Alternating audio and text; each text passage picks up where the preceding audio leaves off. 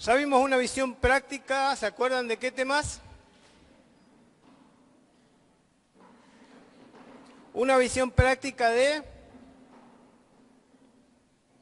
pecado, una visión práctica de la tentación. Hoy vamos a ver una visión práctica de la disciplina y la restauración, como estuvieron viendo en los grupos. La disciplina bíblica la vamos a definir como el proceso de corregir el comportamiento pecaminoso entre los miembros de la iglesia, ¿sí? Escuchen esta definición, por favor, de disciplina bíblica. Proceso de corregir el comportamiento pecaminoso entre los miembros de la iglesia local con el propósito de proteger a la iglesia, restaurar al creyente que cae en pecado, renovar el compañerismo entre los hermanos y buscar la santidad en la iglesia, ¿sí? Todos esos propósitos tiene la disciplina bíblica. Cuidar a la iglesia, proteger, restaurar al hermano, renovar el compañerismo y buscar la santidad. Hace poco Osvaldo dio un mensaje de disciplina y explicó que hay dos tipos de disciplina. Una es formativa y la otra es correctiva. La formativa es la que se da a través de la enseñanza. Nosotros entendemos, ¿sí?, la forma en que Dios espera de nosotros que andemos en nuestra vida, ¿sí?, cómo debemos conducirnos. Y bueno, esa enseñanza bíblica nos ayuda a tomar buenas decisiones, corregir también nuestra forma de caminar en este mundo.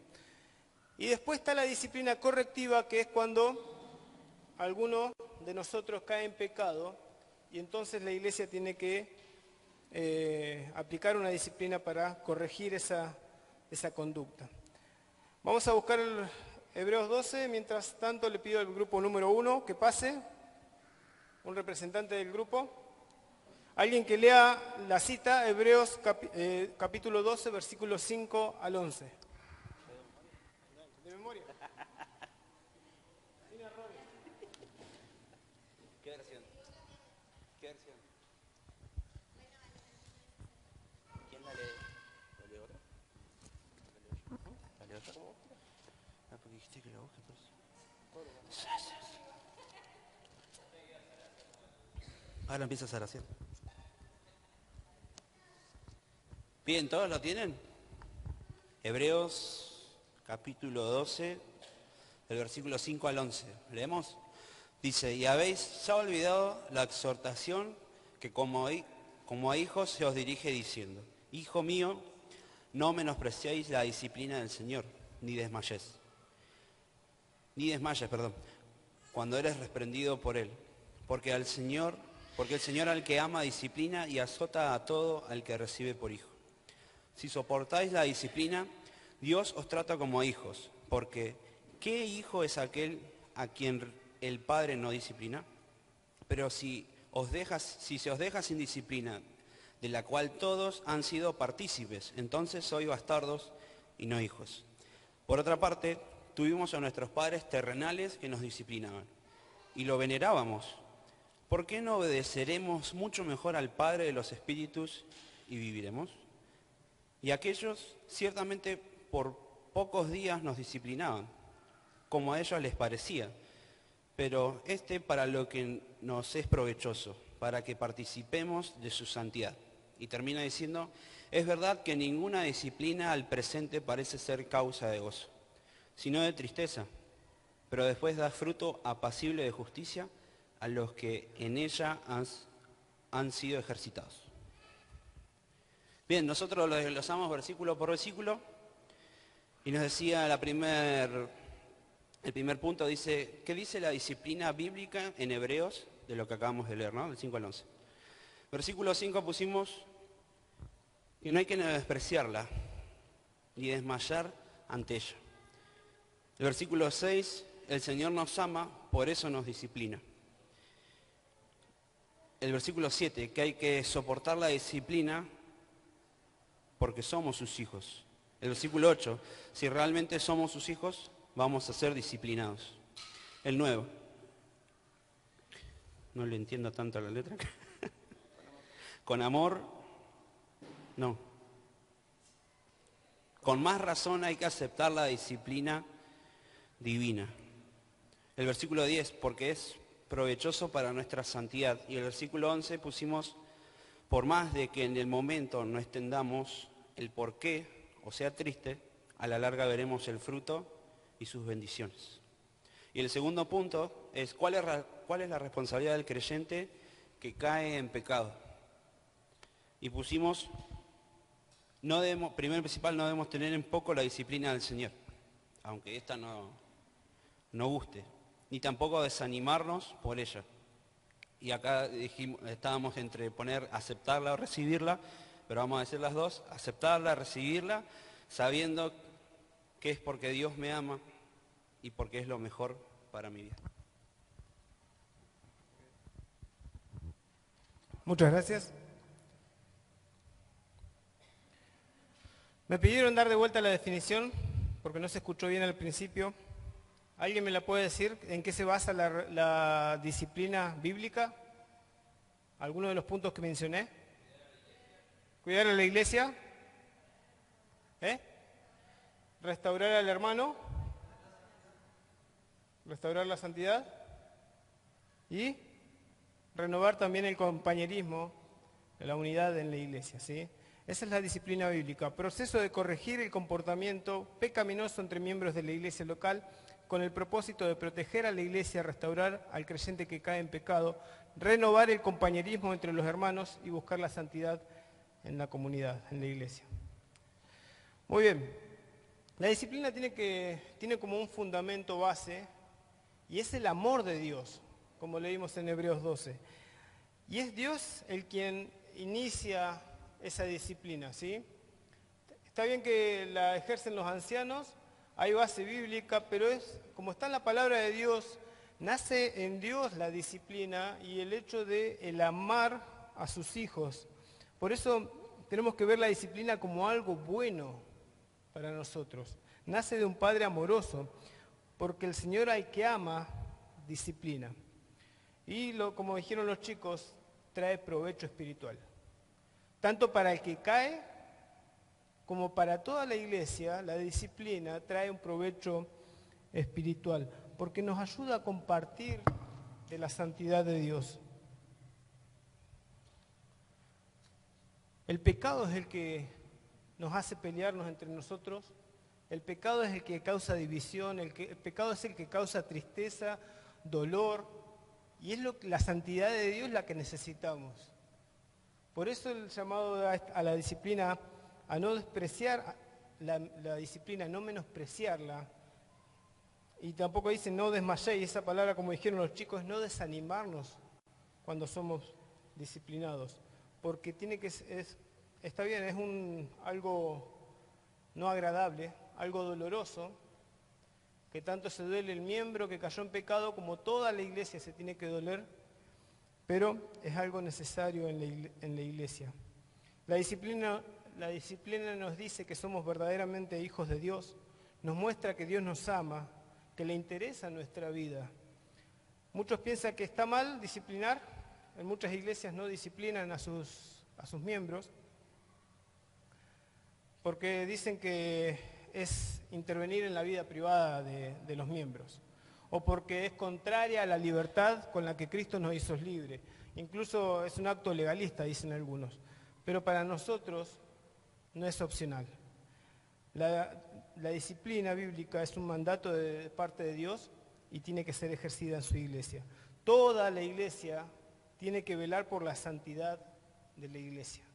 No es responsabilidad de los ancianos, es responsabilidad de toda la iglesia velar por la santidad de la iglesia. Es una muestra de amor a las personas, porque yo no puedo dejar a un hermano en su pecado. Si yo veo que un hermano está cometiendo una falta, tengo que ir y hablar con el hermano. No puedo dejarlo en esa situación. No estoy amando a mi hermano si lo dejo en esa falta. Por eso la disciplina también es una muestra de amor a las personas. El hermano es advertido y puede llegar al verdadero arrepentimiento y puede haber una vida cambiada. Los que han sido ejercitados en la disciplina no vuelven a ser como antes, que no tenían ese pecado, sino el proceso de la disciplina tiene el efecto de hacer algo mejor, ¿sí? Y lo hemos visto. El acto de la disciplina también es amor por la iglesia, porque advierte también a otros. Cuando vemos que alguien peca, podemos ver lo feo que es el pecado, las consecuencias que trae, y entonces somos advertidos con ese hermano que cae. Pero también es amor por el mundo, porque es parte del testimonio que tenemos que dar al mundo. Porque el mundo tiene que ver que somos diferentes. ¿Cómo van a ver en nosotros la santidad de Dios si tenemos pecado en nuestra vida?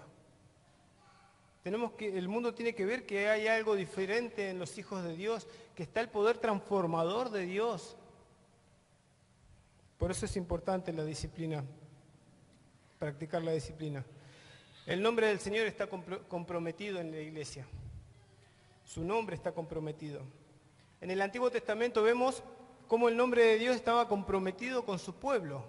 Si leemos el Antiguo Testamento, por ejemplo, cuando David peca con Betsabé, dice 2 Samuel 12:14, hiciste blasfemar a los enemigos de Dios. ¿Por qué? Lo hizo blasfemar el nombre del Señor, porque David había pecado. Le dio razón a sus enemigos de que hablen mal de Dios. Entonces, vemos cómo Dios en el Antiguo Testamento cuida a su pueblo en épocas, porque su nombre estaba comprometido, pero también disciplina a su pueblo cuando andaban en pecado, porque su nombre estaba comprometido con ese pueblo. Lo mismo pasa en la iglesia. La disciplina nos ayuda a que nosotros tengamos ese comportamiento que Dios quiere, para que podamos reflejar a Cristo como realmente se ve en la Escritura y no de cualquier forma. ¿Cuál es la responsabilidad de que cae en pecado? ¿Cuál dijeron ustedes? No menospreciar la disciplina, aceptarla y recibirla, ¿sí? Es importante que el que se da cuenta de su error venga con humildad y cuente su pecado. No a toda la iglesia, sino a los representantes de la iglesia, que son los ancianos, para que pueda recibir la disciplina. Y no tiene que haber tampoco, no debe ocultar nada al que cometió pecado.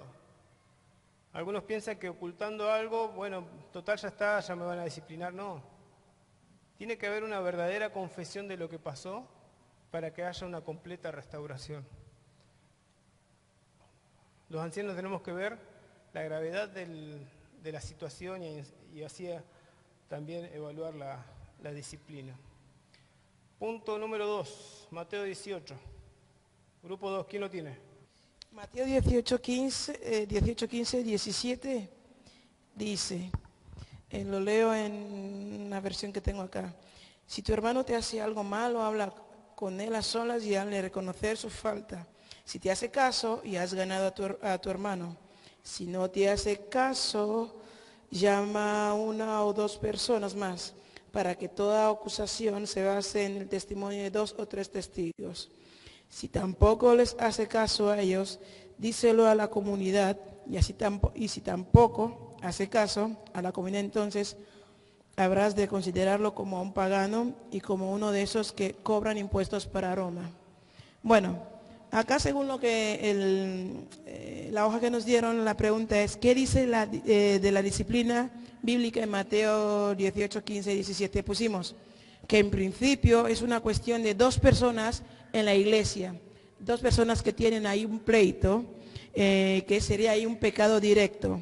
Y ahí pusimos ahí 4 ítems importantes que vimos acá en esos versículos. El primer ítem es reprender en privado a la persona, y ante la negativa vamos al punto 2. Pero también pusimos acá, mas si te oyere, sabemos que ahí que lo que hay un arrepentimiento. Ahora, ¿cuál es el punto 2? El ofendido llama a testigos para que ellos sean veedores, los veedores de la situación en la cual estén ahí, y puedan tomar ahí parte en el asunto de lo que está pasando. Ahora, si sigue todavía el pleito, vamos ahí al ítem 3, el ofendido más los testigos van ante la iglesia, y ahí pusimos ahí entre comillas que la iglesia, ¿quiénes son? Las autoridades. Ahora bien, si sigue el pleito, ahí vamos en el ítem 4, dice, si no oye a la iglesia, se ha tratado como a un gentil. Esto es lo que vimos.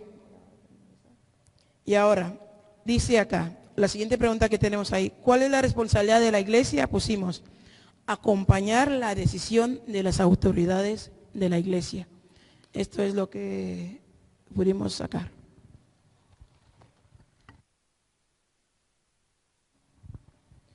Muchas gracias. Peleas entre hermanos. ¿Quién se hubiera imaginado que hay peleas entre hermanos? Lamentablemente pasa. En el punto ese, ¿qué responsabilidad tiene la iglesia? Estaba referido a en cualquier disciplina aplicada a los hermanos, pero está bien.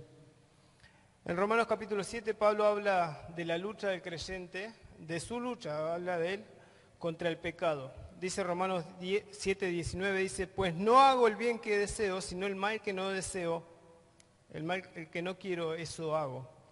Así de fuerte la batalla que tenemos nosotros con el pecado. No es algo sencillo, es algo de todos los días. Y la disciplina me ayuda a que pueda dejar ese pecado si lo estoy practicando. Si lo dejamos, el pecado puede tomar control de nuestras vidas. Así que no tenemos que caer ante el pecado, sino presentarle batalla. Algo que ocurre con el pecado es que somos propensos a ocultarlo. Comenzó ya desde el Génesis 3, cuando Adán y Eva pecaron, ¿qué hicieron? Se escondieron. Sí, parece que es algo natural en nosotros esconder el pecado. Se escondieron de aquel que podía dar alivio a sus conciencias y el perdón a sus almas. Esta tendencia de esconder el pecado es lo que tenemos que evitar en la iglesia. No podemos tener pecados ocultos. La disciplina es para que podamos dejar el pecado, y a veces es necesario que alguien nos señale, como le pasó a David. Asesinó a un hombre, se acostó con su mujer primero, y él andaba después lo más bien, hasta que Dios envió al profeta Natán, y entonces ahí sí él reconoció y vio su situación, que estaba en pecado. Y a veces necesitamos que alguien venga y nos diga, estás fallando, estás errando en esto. Dios deja instrucciones en su palabra de cómo tratar con la disciplina.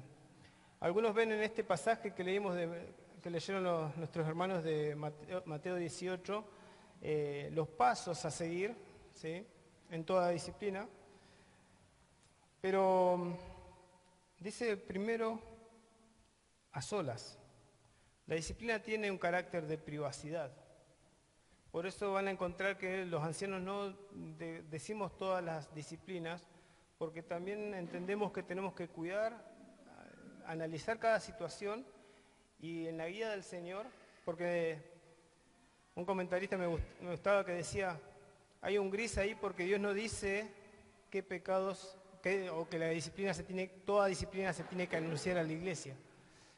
Y él decía que quizás Dios dejó ese gris para que los ancianos podamos buscar la sabiduría de Dios y también poder determinar qué disciplina anunciar y qué no. Y en esto le pedimos que oren por nosotros. Nunca es fácil tratar con estos temas y necesitamos sin duda a la iglesia que esté orando por sabiduría. Otro autor decía que hay 3 áreas que ameritan disciplina: atentar contra el Evangelio, atentar contra la unidad de la iglesia y atentar contra la pureza en la vida del creyente, la santidad personal. Por eso, si nosotros tenemos problemas con algún hermano, el Señor dice, primero vaya a solas y hable. ¿sí? No tenemos que ir a andar desparramando por la iglesia, mirá lo que me hizo aquel, mirá, oh, cómo me dolió. No. Así no estoy cuidando a mi hermano, así no estoy mostrando amor. Después dice con 1:2, la intención es poder ejercer un poco de presión sobre el hermano para que reconozca su error. Estas personas no tienen que ser cualquier persona, tienen que ser personas espirituales. ¿Sí? Estos testigos que mencionaron los chicos tienen que ser personas espirituales y que representen algún tipo también de autoridad sobre este hermano. Y después comunicarlo a la iglesia. Entonces ahí sí poder evaluar y aplicar disciplina. Dios le dio a la iglesia local la autoridad para poder evaluar la fe, ¿sí? La conducta de los hermanos y determinar si verdaderamente son del Señor o no. Porque termina diciendo, ténganlo por gentil y publicano. Lo que está diciendo, ténganlo por un no creyente. Porque muchas personas en la iglesia también hay que dicen ser cristianos, con sus labios dicen ser cristianos, pero con sus hechos lo niegan. ¿Cuál es la actitud de la iglesia? Muy bien, dijeron los chicos, someterse a la decisión que tomaron los ancianos. Pero también en Gálatas 6:1, ¿se acuerdan que dice? ¿Qué otra cosa tenemos que hacer nosotros como iglesia con alguien que está pasando por la disciplina? ¿Qué dice Gálatas 6:1? Restauradle. Vosotros que sois espirituales, restauradle. ¿A quién le está hablando? ¿A quién? A la iglesia. Es una responsabilidad de toda la iglesia participar en la disciplina. Muchas veces pensamos que es el hermano disciplinado, bueno, arreglátela. No. Es un acto de amor la disciplina, no nos olvidemos que es un acto de amor. Y el hermano ese no tiene que desanimarse, por eso tenemos que estar alentándolo, acompañándolo, no podemos dejarlo a la deriva. Somos responsables también por nuestro hermano. Así que cada uno de nosotros tiene que ser responsable. ¿De quién es la responsabilidad de guardar la santidad en la iglesia? Todos. ¿De quién es la responsabilidad de restaurar al hermano? Todos.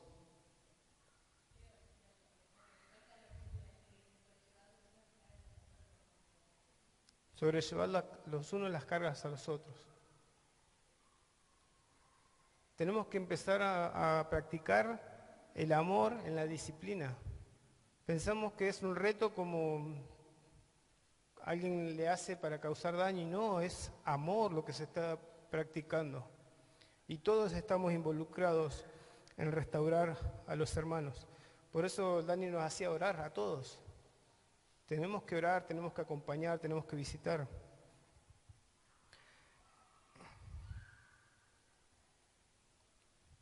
La iglesia también se tiene que entristecer. Anoté acá, no me entendía la letra. Pero la iglesia también se tiene que doler por cada situación. Si alguien es indiferente con lo que está pasando, le cuestionaría qué tanto está comprometido con la iglesia. Porque el Señor dijo, Pablo dice, si un miembro se duele, todo el cuerpo se duele. Y si no te duele que un hermano esté en esa situación, plantéate qué tan comprometido estás con la iglesia.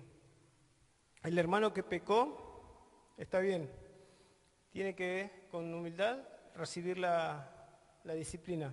Pero nosotros como iglesia tenemos que restaurarlo con mansedumbre, con humildad y mansedumbre. El hermano que peca tiene que sentir que cuando alguien se le acerque a hablar, es un hermano, no un juez el que se le acerca. Y que le está mostrando amor y no desprecio. Pero todos tenemos que participar de la disciplina. Último grupo, 1 Corintios 15. Se me va. Vamos. Último grupo, grupo 3. Se van a quemar las hamburguesas.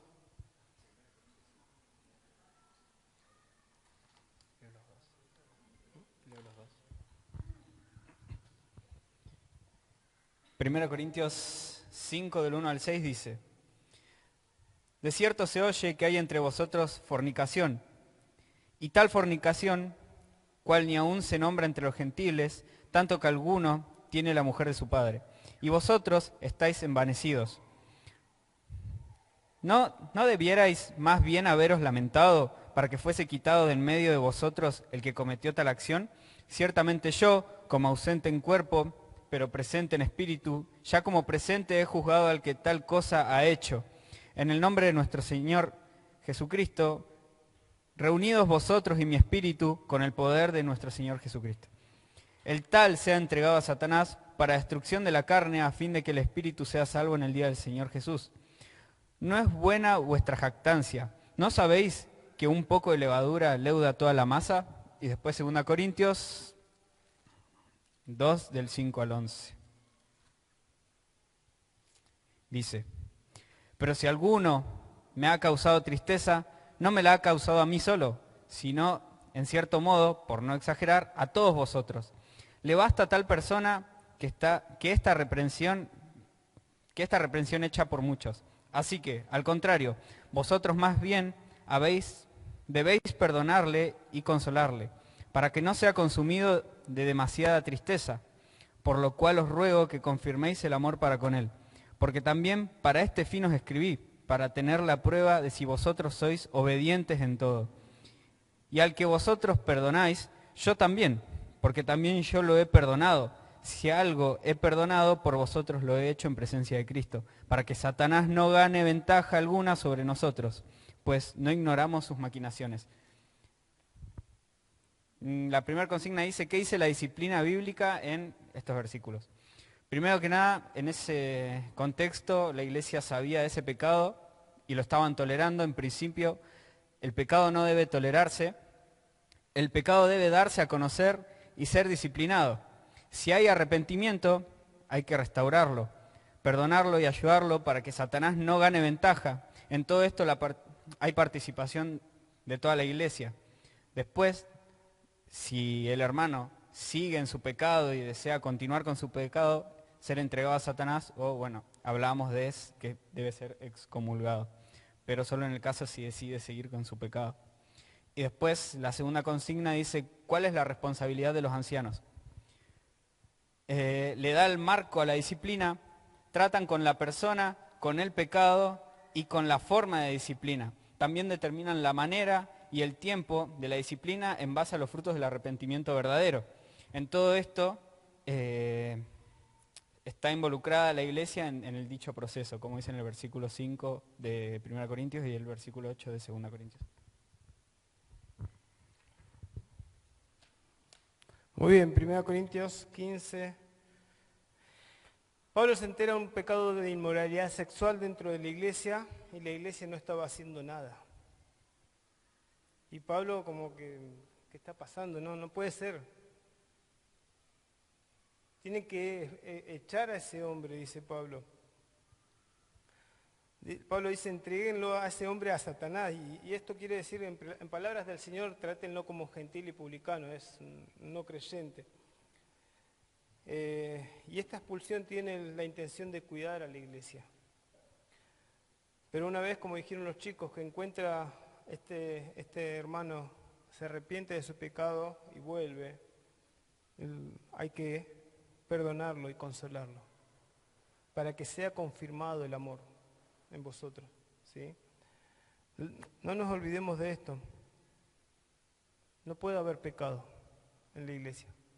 No pensemos que mi pecado personal no va a afectar a la iglesia, sí afecta.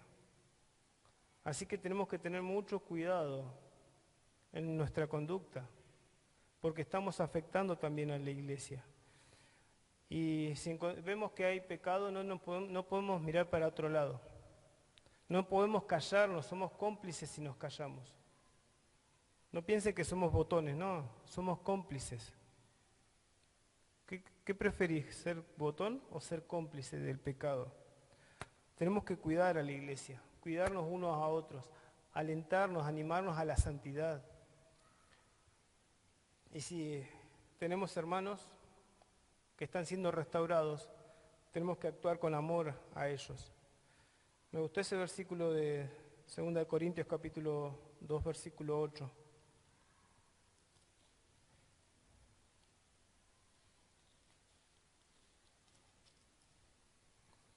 Por lo cual os ruego que confirméis el amor para con Él. La disciplina no es un castigo para dañar, es amor en práctica para corregir una conducta de pecado. Así que podamos estar conscientes de lo importante que es la disciplina. No es algo malo, es algo bueno, viene del Señor.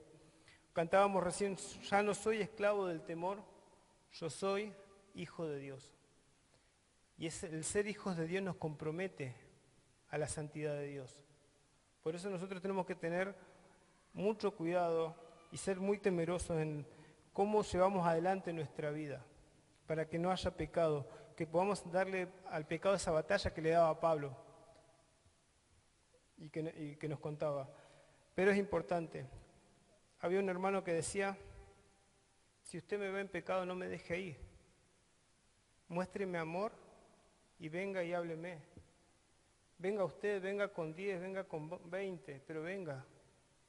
La iglesia necesita que empecemos a cuidarnos, a animarnos y fortalecernos.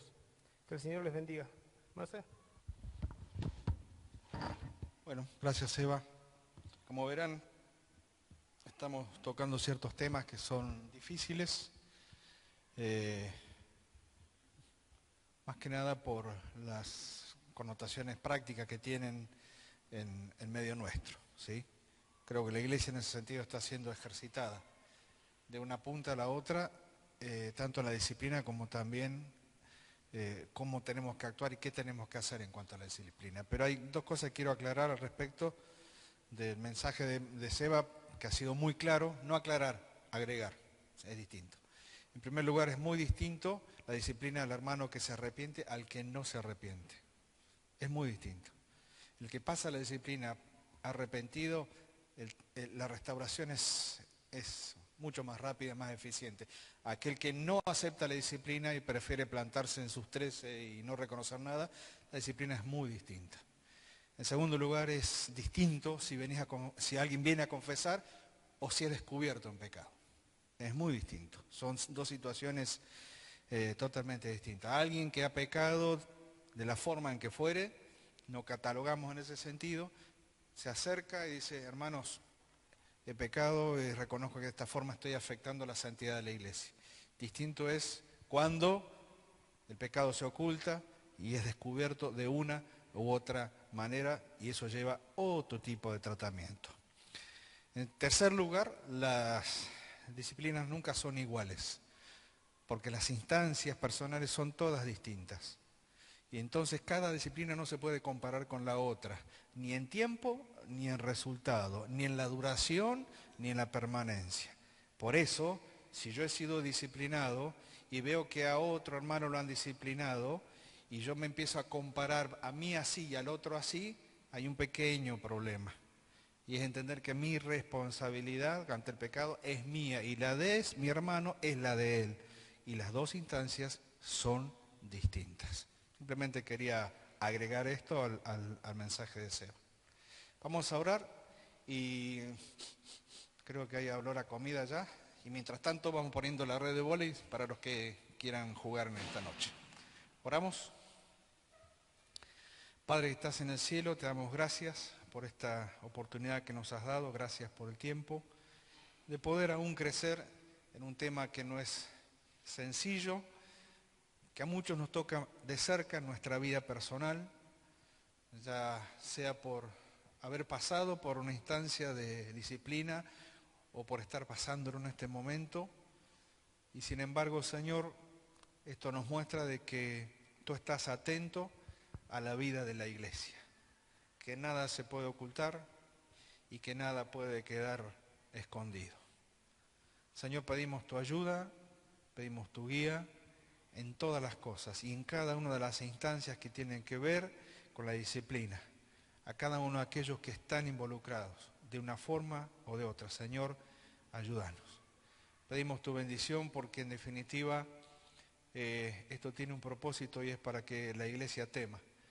para que entendamos que siempre es mucho mejor la santidad, Señor, para nuestra vida. Oramos, pedimos tu bendición y te agradecemos en nombre de Cristo Jesús. Amén.